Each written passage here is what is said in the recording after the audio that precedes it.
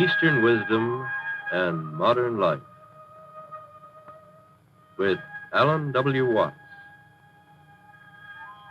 Produced by KQED San Francisco for the Educational Television and Radio Center.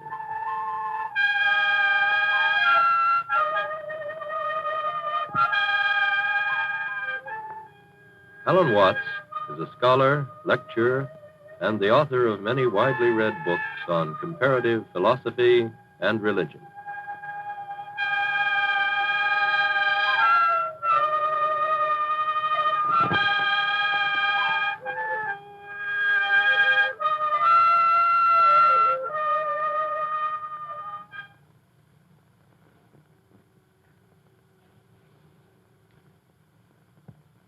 It was as a result of looking at paintings like this that I first became interested in Eastern philosophy. That was many years ago when I was a boy, only about 14 years old. And the thing that grasped me and excited me about this vision of the world was the astonishing sympathy and feeling for the world of nature.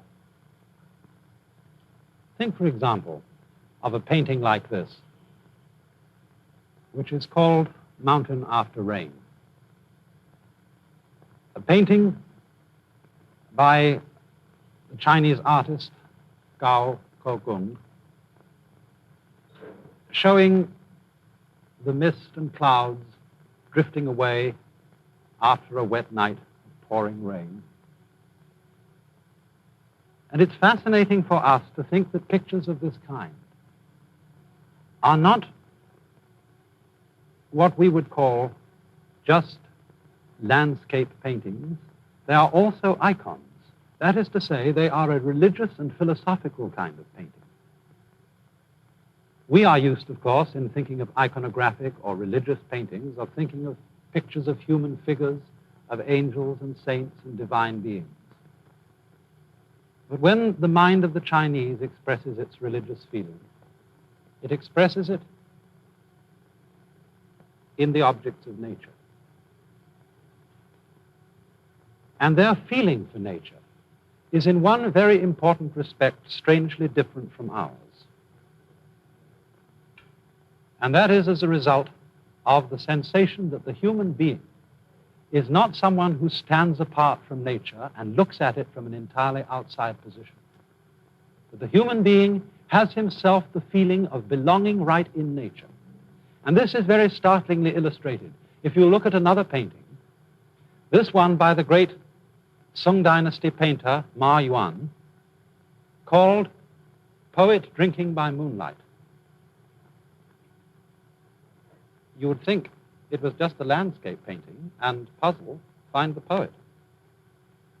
But if you look very closely in the bottom part of the painting, you will see him right there, drinking a cup of wine, sitting at a table with his boy attendant beside him. I suppose that's the equivalent of what would be a graduate student for a professor of English literature in these days. But that tiny man lost in the landscape is representative and symbolic of the whole attitude of the Chinese mind and of Chinese philosophy to the harmony of man and nature. Man not dominating nature, but fitting into it and feeling perfectly at home. But you know, our attitude is very strangely different. And we constantly use a phrase which in the ears of Chinese people sounds very peculiar indeed. We speak constantly of the conquest of nature, the conquest of space, the conquest of mountains like Everest. And they would say to us, well, what's the matter with you? Why must you be in such a fight all the time with your environment? Aren't you grateful to the mountain that it itself lifted you up when you got to the top of it? Aren't you grateful to space that it opens itself out for you so that you can travel through it? Why do you think all the time of getting into a fight with it? But that is indeed, isn't it, our dominant feeling. That we are using science and technology, the powers of electricity and steel, to carry on a fight with our external world and to beat our surroundings into submission with bulldozers. And it's also the same with our attitude to our own nature, because we've been brought up in a religio-philosophical tradition which has taught us to a great extent to mistrust ourselves. That is to say, it has taught us as reasoning and willing beings to mistrust our animal and instinctual nature. We have inherited a doctrine of original sin, which tells us not to be too friendly, to be very cautious with our own human nature. And this is something which is all very well, for we have indeed achieved marvelous things by technological interference with and alteration of nature. But if this thing is carried beyond a certain point, it gets us into very serious trouble indeed, as a result of what I would call the law of diminishing returns. Now, it's something like this, to illustrate it in a very simple way. Supposing you start mistrusting your own senses. Supposing you're the sort of person that when you go out for a walk in the morning, you're going down to the market and you wonder, did I turn off the gas stove? And you've only gone a few paces from your house and you think you must go back and take a look in the kitchen and see if you really did turn it off. So back you go and you open the back door and look in the kitchen. Yes, you did turn it off. So you close the back door and off you go again. And then a few paces out you think, I wonder if I really saw correctly. Did I look carefully enough? And if at that point you break down and go back again, the more careful you're going to be, you're never going to get out shopping. You're going to be tied in a bind. And although you may say, well, that's only the sort of thing a very stupid person indeed would do, as a matter of fact, this is what our culture is beginning to carry on in very big dimensions. For example, we are privileged in the United States to enjoy freedom in a way that many other peoples in the world don't have it. Yet at the same time, we're very anxious to be sure that our freedom won't be abused. And we keep saying when somebody does something that is an abuse of freedom, there ought to be a law against it. And so hundreds and thousands of laws are put into effect to prevent people from abusing their freedom. And so much legislation involves the most complicated processes of record keeping. As, for example, the records you have to send in every April to be sure you didn't cheat on your financial affairs. Records which become more and more and more complicated, so that nowadays sending in an ordinary individual income tax return is said to be as complicated as extracting the cube root of a complicated number. And the net result of our anxiety to write down just exactly and to the last hair, so that some shyster lawyer won't find a loophole, exactly and to the last hair what we may and may not do, the net result of this is it's becoming increasingly difficult to do anything at all. In other words, if you want to start a business enterprise, if you want to create, say, a non-profit society, you have to hire lawyers, you have to have whole staffs of secretaries to attend to the bookkeeping, the records, the returns that must be made to the government. And some of our great universities even have vice presidents in charge of relations with the government. The same thing comes out, for example, also in our animosity to nature in the sense of wanting to obliterate distance. We want to go faster and faster everywhere we go, and so annihilate the span of the earth between ourselves and the place we want to reach. But what is the ultimate result of this? Just think of it. If you're getting faster and faster from point to point and obliterating the distance between points, two things happen.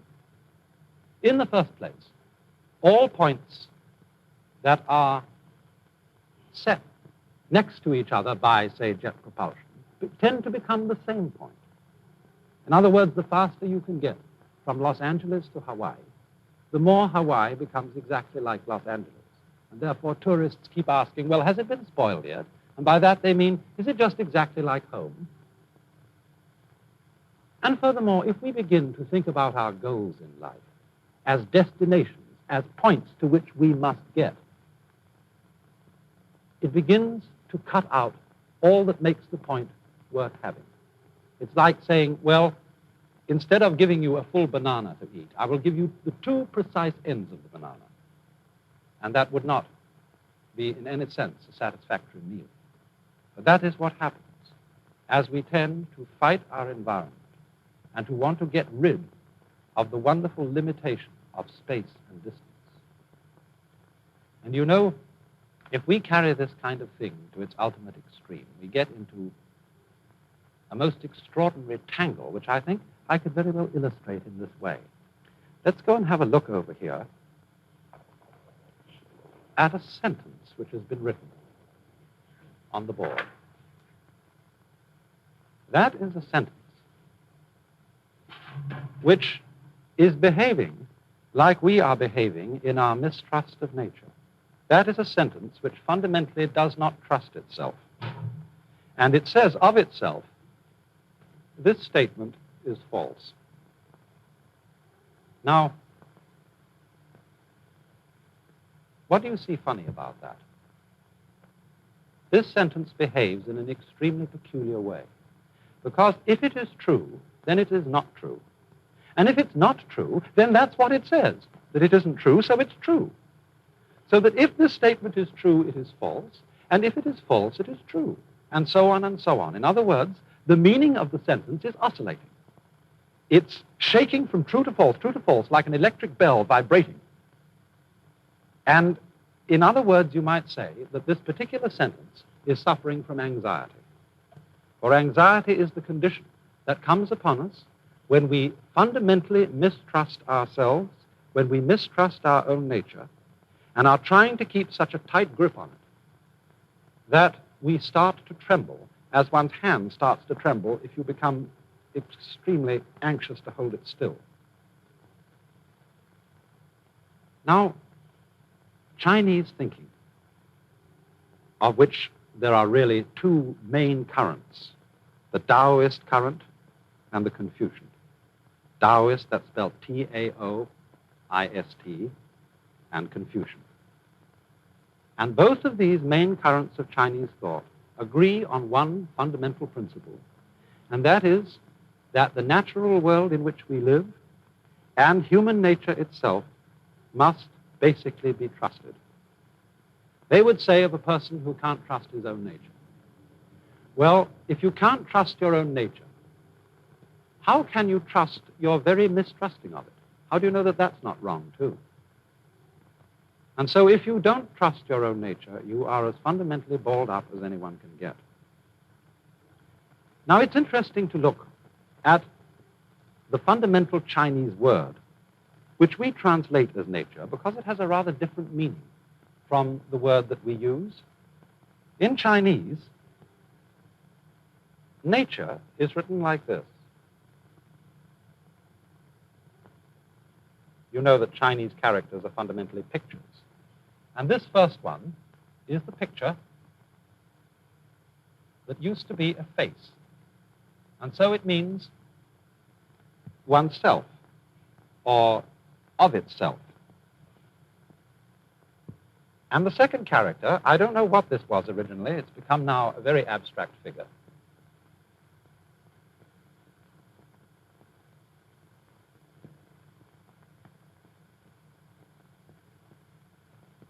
That means so.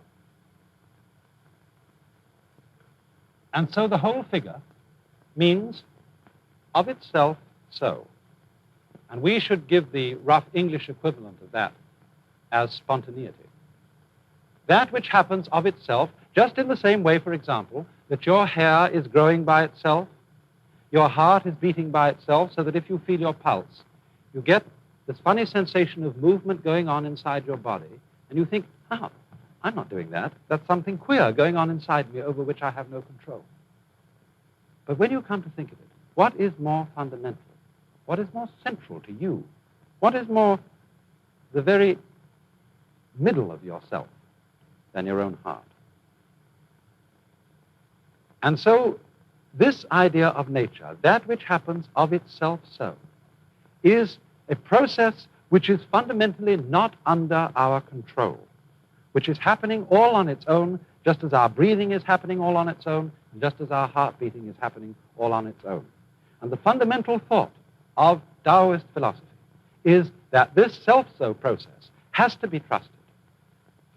If you turn now to Confucian ideas, we will find another word that represents the basis of human nature. This word, written like this,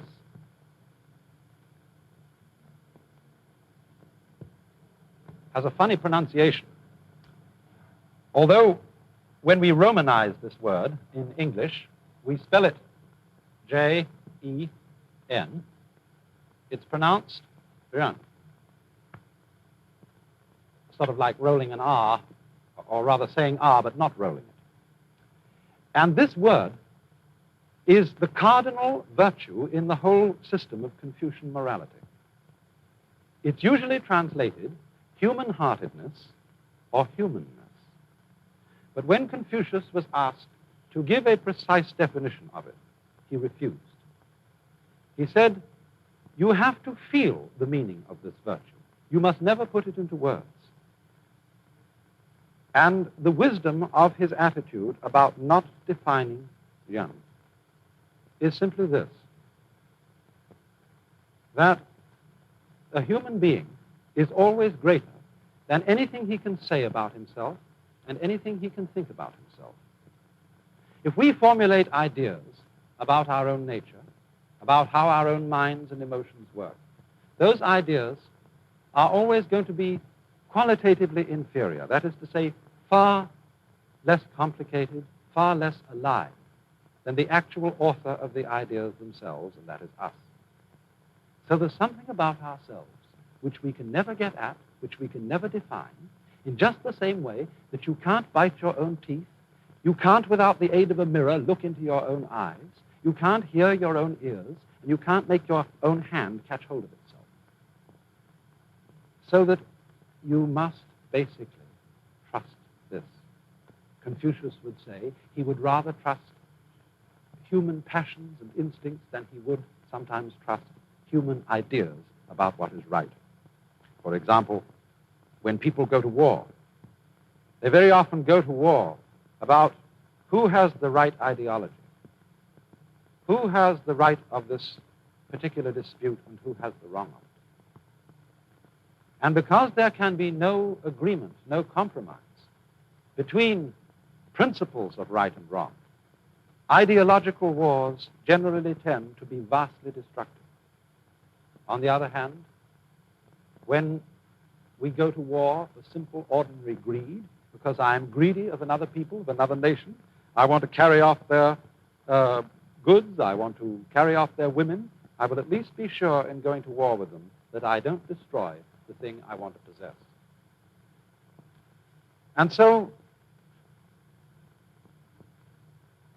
if we are then bound to trust our own nature, this attitude of hands off, of not interfering with oneself beyond a certain point, is called, again in Lao Tzu's Taoist philosophy, this: Wu,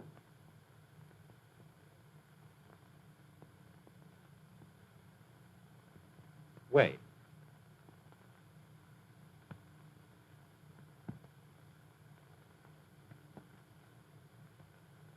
This character means no, not, or don't. And it's said to have been originally based on a picture of bunches of grass tied together like this, indicating that a certain area is taboo. You mustn't step on this area. The ground is sacred. So don't, keep off, is its meaning. And it's possible that this was originally a drawing of a hand over a bird.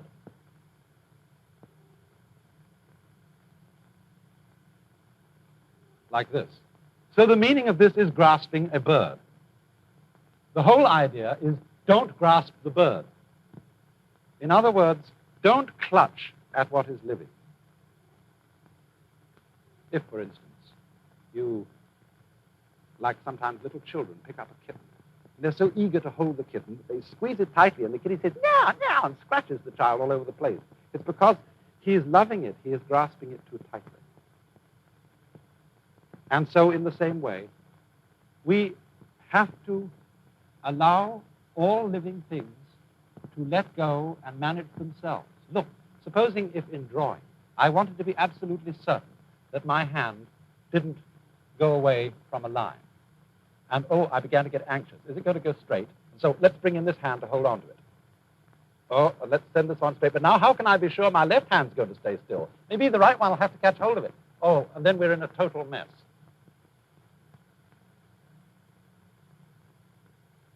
But you see, we in the West are basically afraid that if we trust our own nature, everything will turn into chaos. We're afraid, as it were, not to keep holding a club over our heads, to keep watching on our instincts and our passions and our so-called uncivilized animal natures, fearing that they will go awry. But you know, when you let go of that grip on yourself, sometimes astounding things happen. You get out of your own light. You're functioning all together in one piece. I mean, after all, a person who is basically divided against himself, who is in inner conflict and is trying to go in two directions at once, he can't go anywhere. He just has to sit and dither. Whereas if I'm going all in one direction, then at least I'm going. And even if I'm going in the wrong way, I can change the direction. But if I'm trying to go in two ways at once, I don't get anywhere at all. Now, artists in the Far East have made a great deal of what they call the controlled accident. Marvelous things which happen as surprises when an artist does not try to dominate his medium, but let his medium itself do some of the work. Take, for example, this cigarette jar that I have here.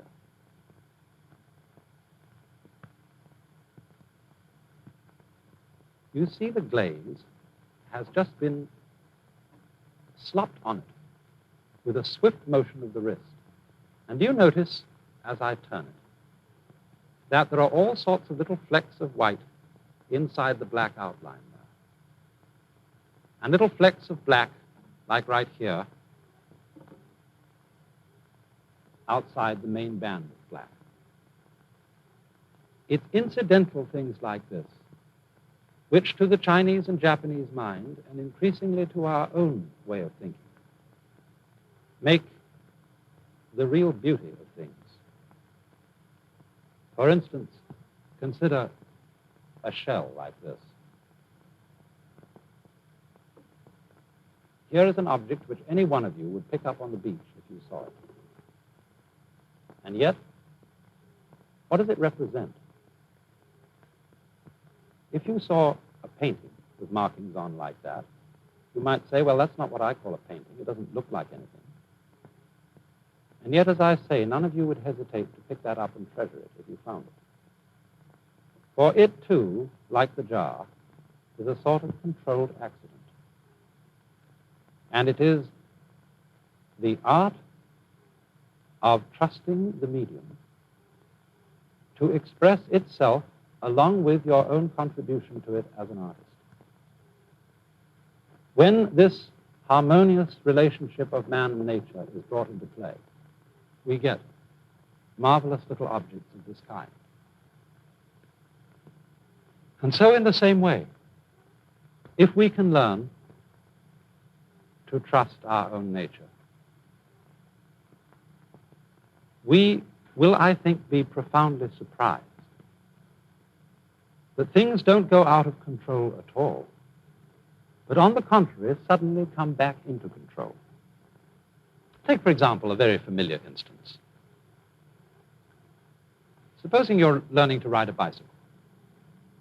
Some of you will have known that when you started out this rather difficult art, you found yourself immediately falling over, and your first instinct was to turn the wheel right opposite the direction in which you were falling. And in this way, you collapsed totally on the ground. It seemed to be common sense to turn away from the direction in which you were falling And yet the thing you have to learn to do is to turn the wheel in the direction in which you are falling. And in this way, you suddenly come up straight again, and you're in control. You expected to fall. You went with the fall, and you came to yourself again. In precisely the same way. When we go with our own nature, our own inner feelings, we come into control of them. We don't lose control. If we fight them, we get in that state of balled-upness, of anxiety, of dither, which makes us incapable of doing anything at all. An anxiety and a dither which is comparable to the whole problem of maintaining freedom in a world like ours. The problem that we are in danger of losing our freedom through being over-anxious to preserve it.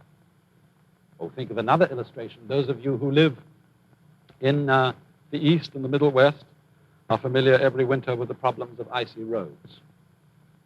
But any good driver knows that when you skid on an icy road, you have to turn in the direction of your skid and not against your skid. That again brings you into control. To fight the trend of things, to fight what the Chinese call the Tao, the T-A-O, the way of nature, is to come into conflict with nature so that you can't do anything at all. Or another common example, everybody who ever used a sailing boat knows that if you are going to move, you've got to keep the wind in your sails. Even if you want to go against the wind, you would never dream of turning the boat directly into the path of the wind. So you always have in some way to keep the wind behind you. But when you want to go against the wind, you don't fight the wind, you use the wind. You, in other words, tack against it at an angle so that it blows you into itself.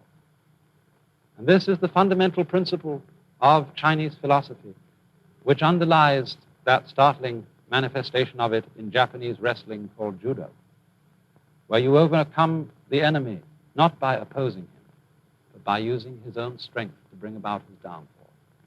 For this is the philosophy of bend and survive, of the strength of weakness, as the willow trees under snow go supple and drop the snow, but the pine with its tough branch piles up the snow